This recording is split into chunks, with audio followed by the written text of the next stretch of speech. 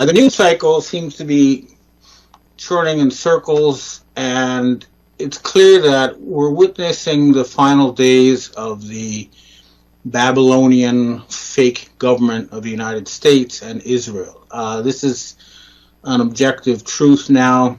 Now, of course, everyone's saying then the alternative is Donald J. Trump, and certainly he's the lesser of two evils. There can be no doubt about it. But again, it's not going to be enough. The fact is that Trump does not talk about a jubilee. He does not talk about war crimes tribunals for the just completed mass murder of tens of millions of people with vaccines.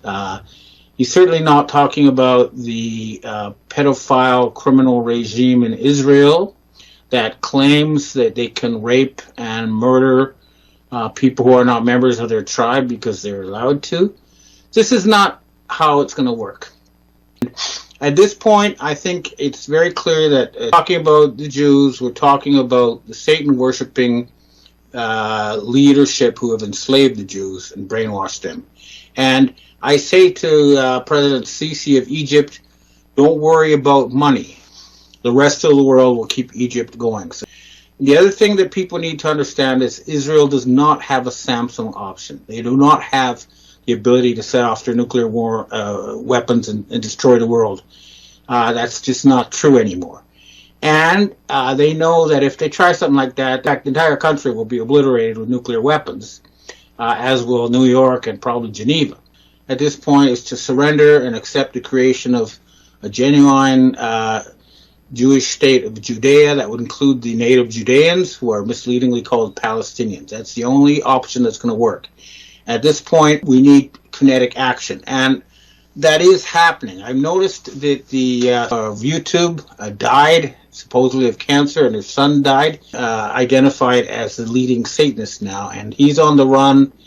I think that probably, I don't know, I'm speculating, because he's a hunted man, as are David Rockefeller Jr. and all members of that clan who are responsible for literally hundreds of millions of deaths. That whole Rockefeller clan with their pharmaceutical, cancer, etc. business have murdered hundreds of millions of people. And the important thing that people need to understand is that the only way we're going to end this is if we remove their control of the corporations. I cannot emphasize this strongly enough, but the Swiss study and many other forensic studies show that 90% of transnational corporations are run by 700 individuals who report to this small family group.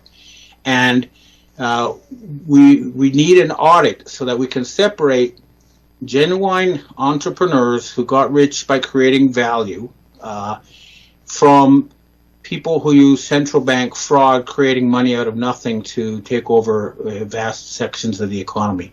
And the ones who use fraud will have to have that returned, taken away from them, and genuine entrepreneurs will be protected. But that's what we need to do, and I don't see that being talked about in any of these so-called presidential debates. I think this is the end of a system, the end of an era, and I don't see any way they're going to get around this.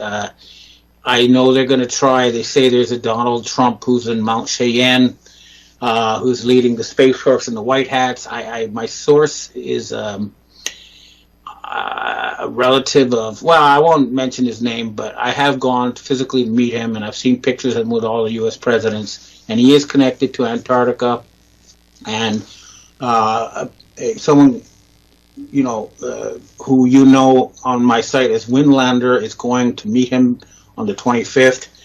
We'll have more information there, but clearly the current Western paradigm is broken, and it cannot be fixed with, tax cuts or a little bit of fine-tune adjustment. It needs to be completely rebooted. The fact is that China is using the scientific method and logic and the will of their people to decide what sort of future they make. And as an example, and I feel very sorry for the American people because they're headed for anarchy, hardship, chaos as the current system collapses. And it will collapse. It's mathematically doomed.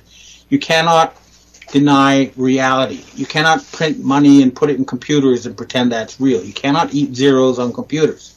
So it is over. Physically, it's over. And hopefully there will be a smooth transition. But if not, the rest of the world has already moved on. 159 countries, probably more now, have agreed to a new collective security system and a new currency. So the final rump of Khazarian mafia-controlled Western countries is headed for extreme hardship unless they hurry up and cut a deal while they still can. Okay, well, that's what I have to say for myself today. Now I'd like to answer questions from readers and viewers.